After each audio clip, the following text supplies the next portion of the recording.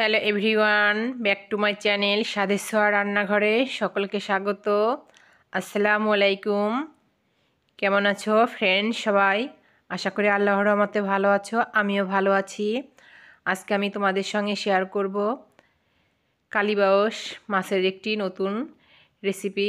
প্রথমে আমি মাছটাকে কেটে ধুয়ে ক্লিন করে নিয়েছি, আর এখানে আমি নিয়েছি সাদা সরিষা, জিরা, টমেটো, কাঠবাদাম, রসুন, কাঁচামরিচ, ধনেপাতা এবং আস্তা ধনে, এগুলোকে আমি ব্লেন্ডারে ব্লেন্ড করে নেব। আর এখানে আমি মাছগুলোকে নিয়েছি।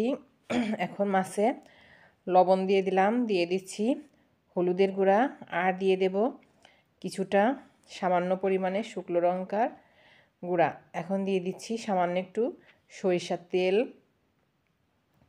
তেলটা দিয়ে মাছগুলোকে হাত দিয়ে ভালো করে মেরিনেট করে নিচ্ছি।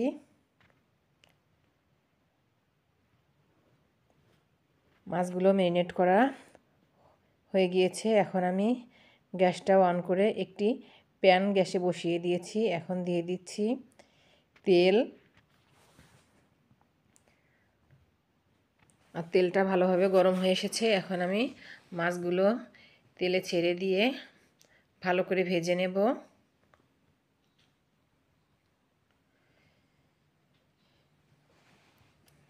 আর এই কালীবাউস মাছটা খেতে অনেক মিষ্টি হয়, খুবই ভালো লাগে।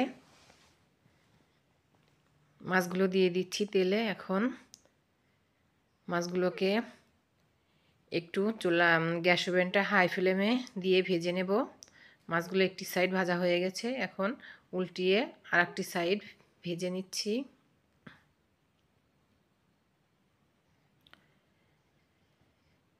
মাছগুলো একবারে কড়া করেও ভাজবো না।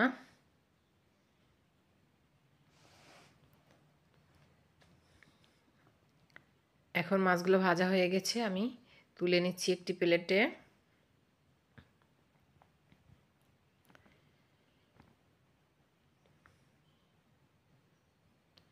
মাছগুলো তুলে নেওয়া হয়ে গেছে। এখন বেশি করে আরও কিছুটা তেল দিয়ে দিয়েছি।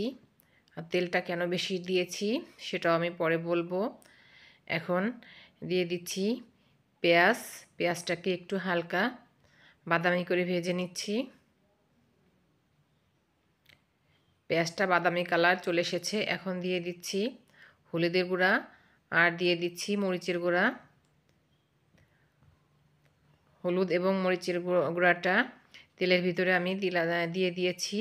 এই অবস্থায় গ্যাসের চুলাটা একবারেই লো করে দিয়েছি। এখন দিয়ে দিচ্ছি ব্লেন্ড করা মশলাগুলো। তেলের ভিতরে হলুদ এবং মরিচের গুঁড়াটা এভাবে দিয়েছি, তাহলে কালারটা খুবই সুন্দর আসে। এখন মশলাগুলোকে ভালো করে কষিয়ে ভেজে নেব। মশলাগুলো আস্তে আস্তে কমতে শুরু করেছে।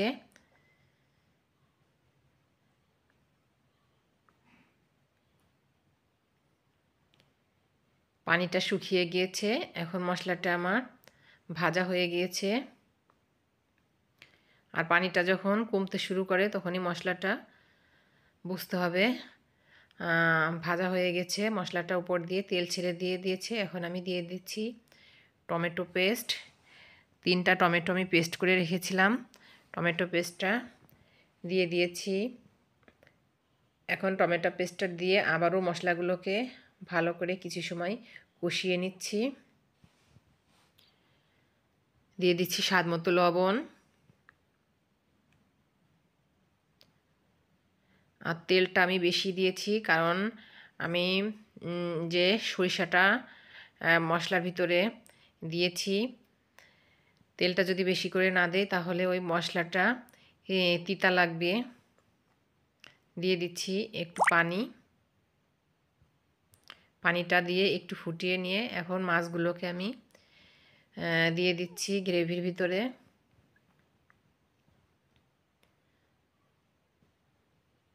মাছটা দিয়ে আরও কিছুক্ষণ জাল করে নেব।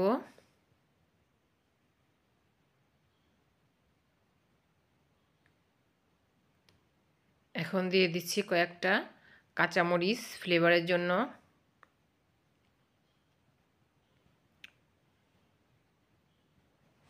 কাঁচামরিচটা দিয়ে একটু নেড়ে চেড়ে দিচ্ছি।